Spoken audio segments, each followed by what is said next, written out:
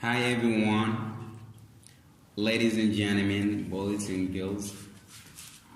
It's your friend Ousseynou File English Sport. So I'm very glad again to bring you this lesson. This lesson really includes expressions. English expressions. Assalamu alaikum wa rahmatullah. Mbokk yi yéen a ngi ànd ak seen xarit Ousseynou Fall bu bokk ci few team maanaam fast English in Wolof Anglais bu gaaw ci wolof. Tey ñu indi leen waxin yoo xamante ni anglais yi dañ koy faral di waxee ndax langue bu nekk dafa am ay waxini boppam. Ñu amoon waxin bi njëkk mooy when pigs fly. When pigs fly suñ tiimee baat bi rek firi ko danaa su mbaam xuux yi di naaw loolu nag yéenuwul maanaam kon dangay jàpp ne expression bi liñ ci jublu mooy mënul nekk saa su mbir mënul nekk rek kon danaa when pigs fly.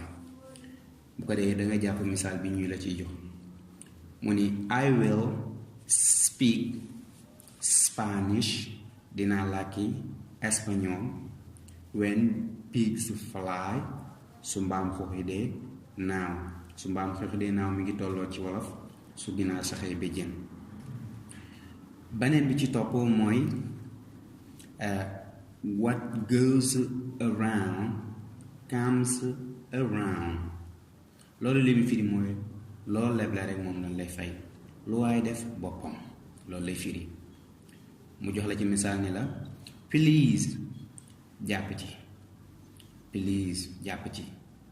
Treat people jëflanteel ak nit ñi kindly ci baax del jëflante ak nit ñi ci mbaax. Because ngir what goes around comes around ndax lu waay def boppam del jëflante nit ñi jëflante bu baax ndax lu waay def boppam.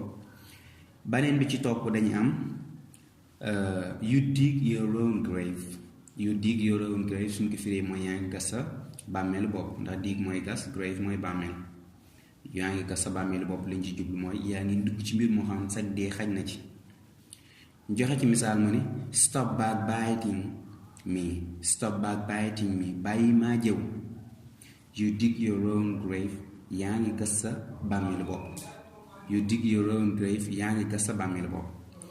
waaw suñu expression bi mujj mooy a little bird told me. A little bird suñ ko firee ci baat bi rek noonu mooy firi picc bu ndaw njanaaw bu ndaw wax na ma nettali na ma. su ko defee liñ ci jublu mooy dégg naa ci nit ñi ñuy wax rek foowe naa jële naa ci wewu bay dañ koy faral di wax boobu lay ëpp lu muy tollool.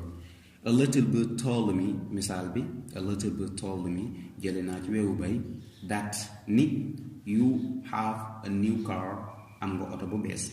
jële naa ci wewu bay dégg naa nit ñi wax daal ni yow am nga oto bu bees. kon mbokk yi ñu ngi leen di sant lu bare bari yéen ànd ak seen xarit Ousseynou Fall bokk ci few team ñu leen di sant lu bare di ñaan ngeen subscribe maanaam ngeen abonné waaw te aimé vidéo yi partagé ko bu baax a baax waaw ngir ñu mën a liggéey insha allah rabbi bu baax a baax ak waa Sénégal ci anglais bi jërë ngeen jëf. yéen waa Sénégal dem leen YouTube ànd ak fast English in Wolof.